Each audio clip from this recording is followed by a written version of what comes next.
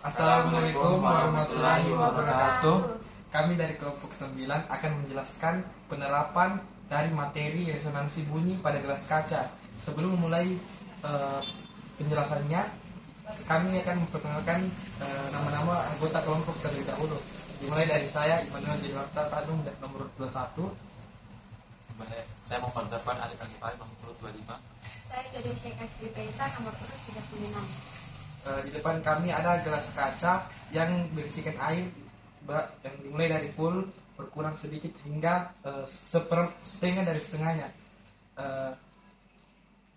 Di depan kami ada 4 gelas kaca yang berisi air. Yang pertama gelas kacanya full air, yang di sampingnya 3/4 dan di sampingnya lagi 1/2 dan di sampingnya lagi 1/4.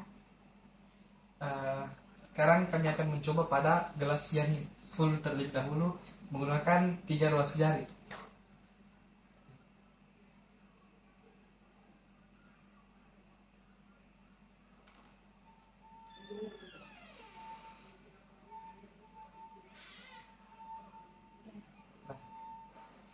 Selanjutnya air yang berisikan berapa?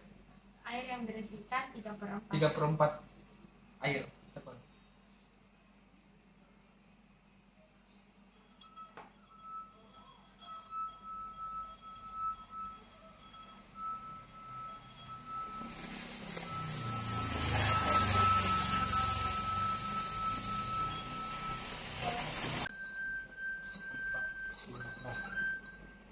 Dan pada gelas terakhir, yaitu gelas yang berisikan air 1/4.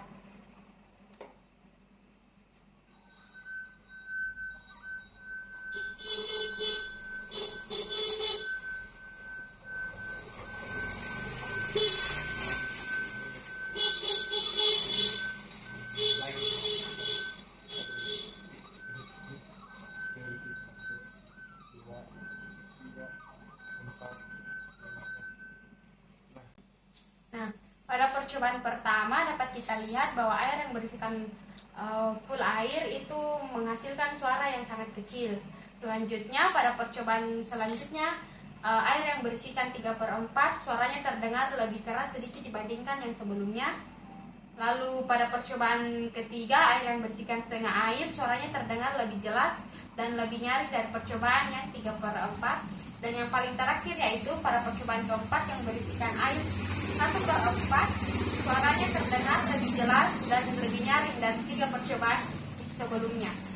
Percobaan pertama, mengapa bunyi yang dihasilkan lemah dan lebih berat? Itu karena pada percobaan pertama, pada gelas yang berisi air tidak terdapat kolom udara, berbanding terbalik dengan pada percobaan kedua, ketiga, dan keempat, di mana semakin berkurang air, kolom udara akan semakin luas atau semakin banyak, sehingga akan menghasilkan bunyi yang lebih besar lagi.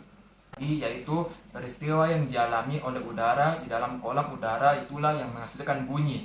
Maka dari itu, kolom udara mempengaruhi besar atau kecilnya frekuensi bunyi yang besar. Yang besar.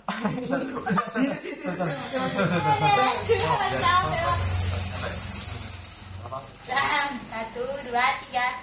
Jadi kesimpulan yang kita dapatkan dari keempat percobaan tadi yaitu peristiwa yang dialami oleh udara di dalam kolom udara itulah yang menghasilkan bunyi. Maka dari itu kolom udara mempengaruhi besar atau kecilnya frekuensi bunyi yang dihasilkan. Semakin besar kolom udara yang ada, maka frekuensi bunyi yang dihasilkan akan semakin besar dan nyaring. Sebaliknya, semakin kecil udara yang ada, maka frekuensi bunyi yang dihasilkan akan semakin lemah dan berat. Sekian dari kelompok kami, kurang dan lebihnya mohon dimaafkan. Lebih dan kurangnya mohon dimaafkan. Assalamualaikum warahmatullahi wabarakatuh. Tapi itu udah video nih kan? Sama adik kita. Oh iya, tapi video entar. Kata-kata nanti kayaknya nih gelas nanti dikasih maju-maju deh. Pengaruhi besar atau kecilnya frekuensi bunyi yang dihasilkan. Semakin besar kolom udara yang ada, maka frekuensi bunyi yang dihasilkan akan semakin besar dan nyaring. Sebaliknya, semakin kecil udara yang ada, maka frekuensi bunyi yang dihasilkan akan semakin lemah dan berat. Sekian dari kelompok kami. Kurang dan lebihnya mohon dimaafkan. Lebih dan kurangnya mohon dimaafkan. Assalamualaikum Warahmatullahi